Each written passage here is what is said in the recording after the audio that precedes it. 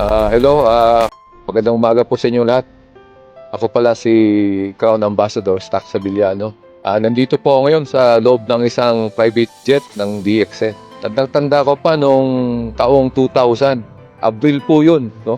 Ako po'y imbitahan na dumalo ng isang pagtitipon ng DXN. At nung araw po yun, hindi ko makalimutan ng araw, April 19 po, year 2000, yun na pala ang pagbabago ng buhay namin.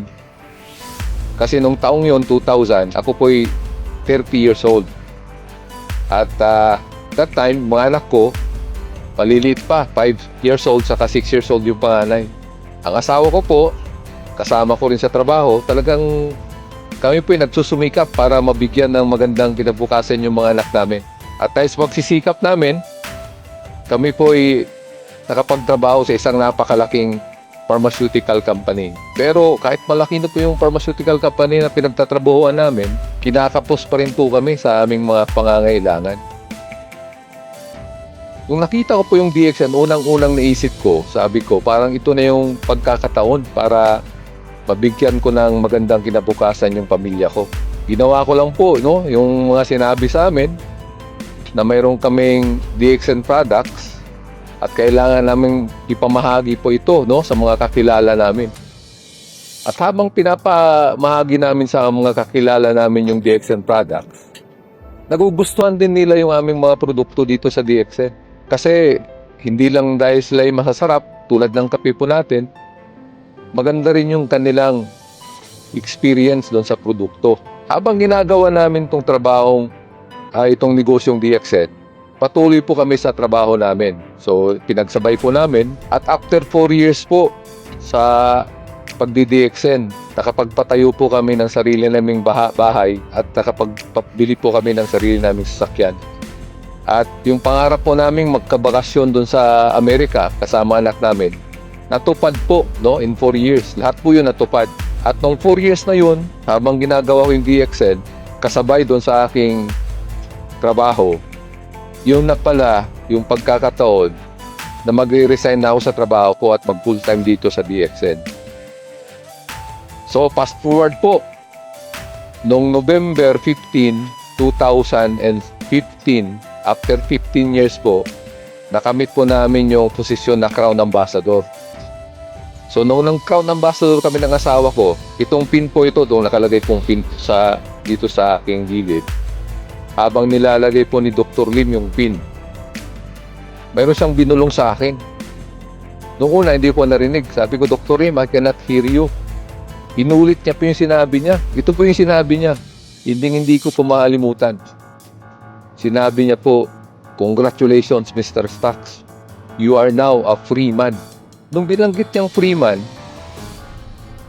naisip ko yung mga binanggit niya nung nag-uumpisa pa kami dito. Kasi yung sinabi niya na dapat daw ang isang pamilyang free o malaya, dapat hindi ho namumroblema sa tatlong C na binanggit niya. Yung unang C po, yung cash.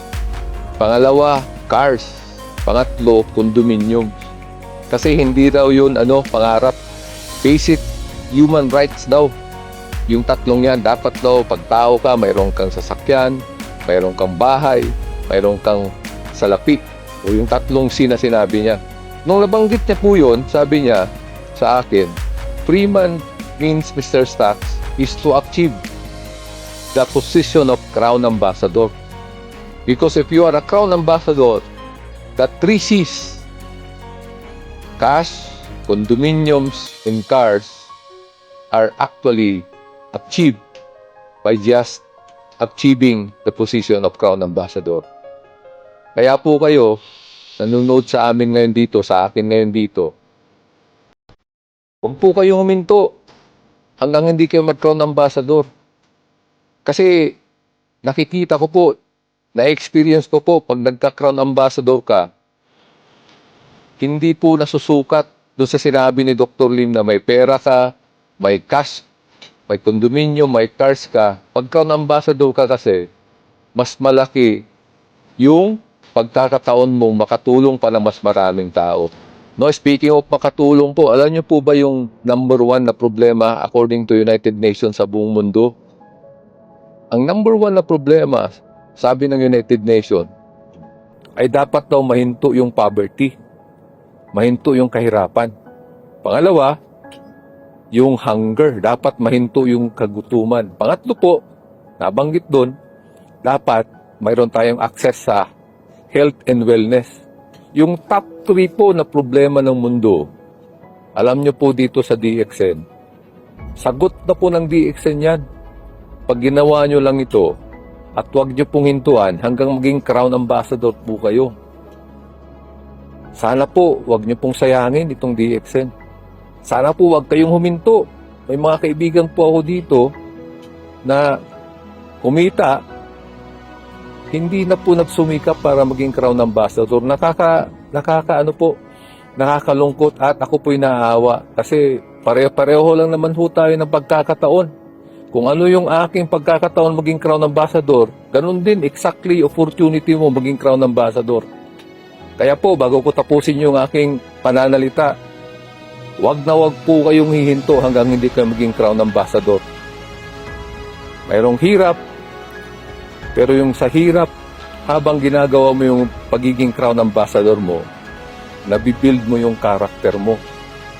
Yung karakter po, kahit mawala na lahat yan, yung 3 C na binanggit ni Dr. Lim, cash, condominium, saka cars, at saka yung 3, no? Yung cash, condominium, saka cars, mawala na lahat yun kasi hindi naman pang permanente yung 3 yan. Pero yung karakter po ng tao na nabuild habang ginagawa yung DXN with full integrity and dedication, hindi po mawawala sa inyo yan. So with that po, no? Maraming salamat at sana po, again, go for Crown Ambassador po.